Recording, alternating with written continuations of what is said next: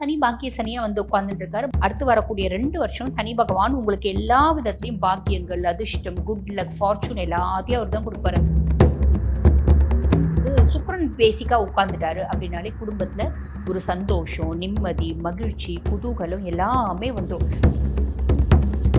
அஷ்டமத்துல ராகு இருக்கா, மனசு எப்பயுமே நிம்மதி இருக்காது, மனசுல குழப்பம் இருக்கும், சின்ன சின்ன கண்டங்கள் வரும். இதெல்லாம் உண்மைதானா? ஒரு விதத்துல உண்மை, ஒரு விதத்துல பொய். சனியினோட வக்ர பார்வை இருக்கு. ஸோ ஓவர் கான்ஃபிடன்ஸ், ஒரு அசட்டு தைரியம், இதெல்லாம் வந்து சில விஷயங்களை அவசரப்பட்டு செய்யாதீங்க. ரொம்ப சிம்பிள்.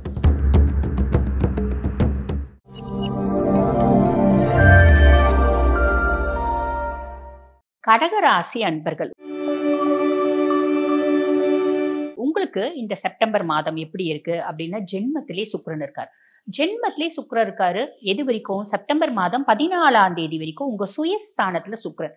பொதுவா சுயஸ்தானத்துல சுக்கிரன் இருக்காரு அப்படின்னும் போது கடகராசி அன்பர்கள், இப்ப பெண்கள் உதாரணத்துக்கு நான் சொல்றேன்.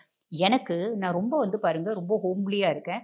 ஆனா எனக்கு ரொம்ப வெஸ்டர்னைஸ்ட் ஆகணும் அப்படின்னு ஆசை. என்னன்னா அழகுபடுத்திக்கணும்னு ஆசை, செல்ஃப் க்ரூமிங் பண்ணிக்கணும்னு ஆசை. இப்படி எல்லாம் என்னை குறித்து எனக்கு பலவிதமான ஆசைகள் இருக்கு அப்படின்னா, அந்த ஆசைகளை நிறைவேற்றிக் கொள்ளும் காலகட்டம் எது அப்படின்னா, செப்டம்பர் மாதம் 14ஆம் தேதி வரைக்கும் உங்களை நீங்க மாத்திப்பீங்க. உங்களோட அவுட்லுக்கை நீங்க மாத்திப்பீங்க, உங்களோட பிஹேவியரை மாத்திப்பீங்க. என்னோட லுக்கை நான் என்டையர்லி மாத்தணும் அப்படின்னு நினைச்சாலும் மாத்திக்கலாம். நிறைய பேருக்கு அவங்களோட இந்த மாதிரி அவங்களோட சுயம் சார்ந்த ஆசைகள் பல மாறும், பல நிறைவேறும் அப்படின்னு சொல்லலாம். செப்டம்பர் மாதம் 14ஆம் தேதி என்ன ஆகுதுங்க? சுக்கிர பகவான் வந்து பாருங்க, அவங்க உங்க சுயஸ்தானத்துல இருந்து 2ஆம் பாவம் தன குடும்ப வாக்குஸ்தானத்துல வந்து உட்கார்றாரு. ஆல்ரெடி அங்க தன குடும்ப வாக்குஸ்தானத்துல சூரியன், புதன், கேது இருக்காங்க. ஓகேங்களா?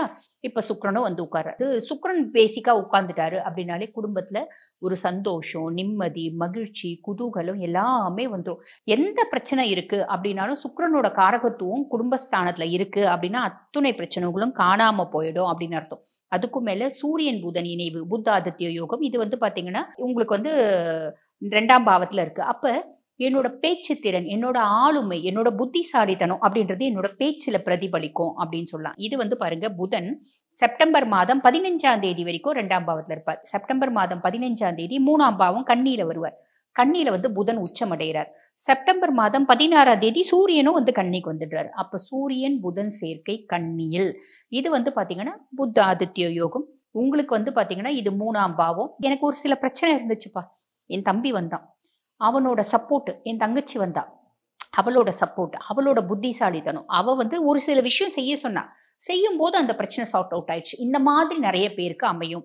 அதே மாதிரி பாத்தீங்கன்னா என்னுடைய தைரியமும் தன்னம்பிக்கையும் அதிகமாகும் அப்படின்னு சொல்லும். என்னோட கான்ஃபிடென்ட் லெவல் அதிகமாகுது, என்னோட தைரியம் அதிகமாச்சு, அதனால நான் பல பிரச்சனைகளை சார்ட் அவுட் பண்ணிட்டேன் அப்படின்ற மாதிரி இருக்கும். என்ன இதுல வந்து பாத்தீங்கன்னா சனியினோட வக்ர பார்வை இருக்கு. ஸோ ஓவர் கான்ஃபிடன்ஸ், ஒரு அசட்டு தைரியம், இதெல்லாம் வந்து சில விஷயங்களை அவசரப்பட்டு செய்யாதீங்க. ரொம்ப சிம்பிள். எது செய்யறதுனால நல்லா யோசிச்சு கொஞ்சம் ஒரு 4 பேரை உங்களோட வெல்விஷர்ஸ் அவங்களோட அட்வைஸை கேட்டு அனலைஸ் பண்ணி ஒரு சில விஷயங்கள் ரொம்ப முக்கியமான விஷயங்களா இருக்கு அப்படின்னா அப்படி செய்யணும். அதுக்கடுத்து வந்து பாருங்க, செப்டம்பர் மாதம் 13ஆம் தேதி வரைக்கும் செவ்வாய் வந்து 3ஆம் பாவத்துல இருக்கார். இளைய சகோதர தைரியஸ்தானத்துல செவ்வாய். பொதுவா இளைய சகோதர தைரியஸ்தானத்துல செவ்வாய் 13ஆம் தேதி வரைக்கும் இருக்கிறதுனால தம்பி தங்கச்சிங்களால சில பல ஒரு சிலருக்கு வந்து பாத்தீங்கன்னா சில பல மனஸ்தாபங்கள், மனசஞ்சலங்கள் அதுவும் வரத்துக்கு வாய்ப்பு உண்டு. எல்லாருக்கும் கிடையாது, பெரும்பாலும் சப்போர்ட்டும் வரதுக்கு வாய்ப்பு உண்டு. ஒரு சிலருக்கு சம் நெகட்டிவிட்டியும் வரதுக்கு வாய்ப்பு உண்டு. இதனாலதான் நீங்க கொஞ்சம் அனலைஸ் பண்ணி செய்யணும். அவசரப்பட்டு நிறைய விஷயத்த செய்யக்கூடாது அப்படின்னு சொன்னது. அதுக்கப்புறம் வந்து பாத்தீங்கன்னா செப்டம்பர் மாதம் 13ஆம் தேதி செவ்வாய் 4ஆம் பாவத்துக்கு பயிற்சி ஆகிறார். சுகஸ்தானத்துக்கு பயிற்சி ஆகிறார். சுக தாயார் ஸ்தானம் செவ்வாயினோட பார்வை, போது குருனோட பார்வை அவர் மேல இருக்கு. அப்ப எனக்கும் எங்க அம்மாக்கும் சில பல காம்ப்ளிகேஷன்ஸ் வரத்துக்கு வாய்ப்பு இருக்கு. குரு பார்வை இல்லைன்னா, இப்ப குரு பார்வை இருக்குங்க. பொதுவா 4ஆம் பாவத்து செவ்வாய் அப்படின்னும் போது அம்மாவுக்கு உடல் சார்ந்த உபாதைகள் அப்படின்னு வரத்துக்கு வாய்ப்பு உண்டு. எனக்கும் அம்மாக்கும் மன ரீதியான பிரச்சனைகள், மன கஷ்டங்கள் இதெல்லாம் வரத்துக்கு வாய்ப்பு உண்டு. ஆனா குரு பார்வை இருக்கிறதுனால குரு மங்கள யோகம் அப்படிம்பாங்க. பெருசா நம்ம கெட்டதை பத்தி யோசிக்கவே வேண்டாங்க. பிரச்சனை வருமா அப்படின்னு யோசிக்க வேண்டாம். மாறா இப்படி வரும்.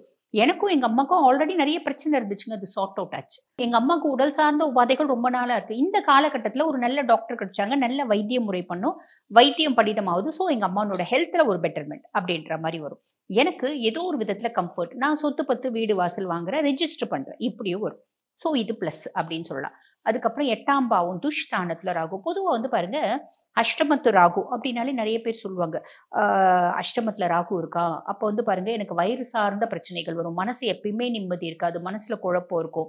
சின்ன சின்ன கண்டங்கள் வரும். ஸ்கின் மேனிஃபெஸ்டேஷன்ஸ் வரும். இதெல்லாம் உண்மைதானா? ஒரு விதத்துல உண்மை, ஒரு விதத்துல பொய். எந்த விதத்துல பொய்? குருனோட பார்வை அவர் மேல இருக்கு. இது குரு சண்டால யோகம் அப்படின்னு சொல்லுவாங்க. இன்னொன்னுங்க, 8ல ராகு இருக்காரு அப்படின்னா திடீர் தன பிராப்தி அப்படின்னு ஒண்ணு வரும். அதுக்கு வந்து பாருங்க நெறைய பேருக்கு எப்படி இருக்கும்னா, அவங்க குடும்பத்துல குழந்தை இல்லாதவங்க, வாரிசு இல்லாதவங்க யாராவது இருக்காங்கன்னா, அவங்களோட சொத்து இவங்களுக்கு வரதுக்கும் வாய்ப்பு உண்டு. ஒரு சுய ஜாதகத்துல 8ல ராகு இருக்கான் அப்படின்னு வச்சுக்கோங்களேன். அவங்க குடும்பத்துல வாரிசு இல்லாதவங்க இருக்காங்கன்னா, அவங்க சொத்து இவங்களுக்கு அளக்க வந்துரும். அப்படி ஒரு பிராப்தமும் உண்டு. அந்த மாரி நல்லதும் இருக்கு. திடீர் தன பிராப்தி அப்படி ஒரு நல்லதும் இருக்கு. பட் பியாண்ட் தட் இப்ப நீங்க வந்து இந்த 1½ வருஷம் ராகுவ பத்தி பெருசா கவலைப்படணுன்ற அவசியமே இல்ல. ஏன்னா குருனோட பார்வை இருக்கு. குரு சண்டால யோகம் இருக்கு. புரியுதுங்களா? அதுக்கும் மேல 9ஆம் பாவம். பாக்கிய சனி. 9ஆம் பாவத்துல சனி பகவான், சனி பாக்கிய சனியா வந்து உட்கார்ந்துட்டு இருக்காரு. பாக்கிய சனி இப்ப வக்ரகதி அடைஞ்சிருக்காரு. இந்த 2½ வருஷம் வந்து பாத்தீங்கன்னா, இப்ப 6 மாசம் விட்டுடலாம். அடுத்து வரக்கூடிய 2 வருஷம் சனி பகவான் உங்களுக்கு எல்லா விதத்திலயும் பாக்கியங்கள், அதிர்ஷ்டம், குட் லக், ஃபார்ச்சூன் எல்லாத்தையும் அவர் தான் குடுப்பாரு.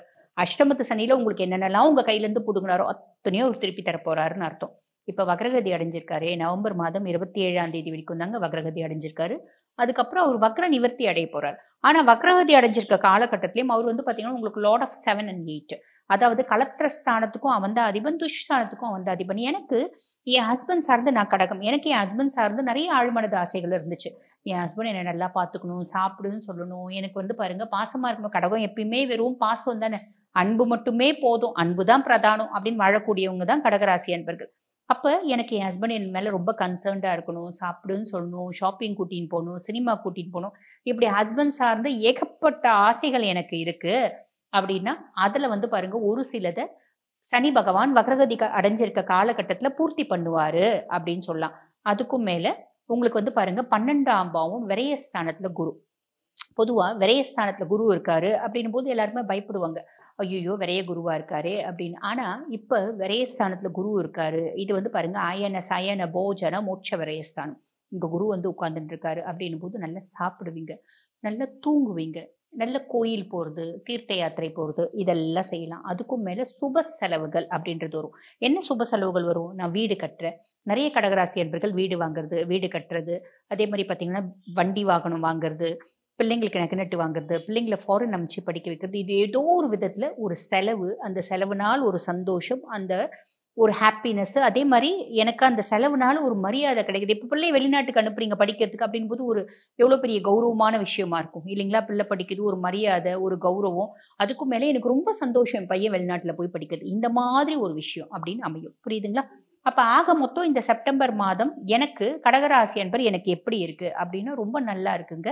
ப்ராப்பரா யூட்டிலைஸ் பண்ணிக்கோங்க. நல்லதே நடக்கும். வாழ்த்துக்கள்.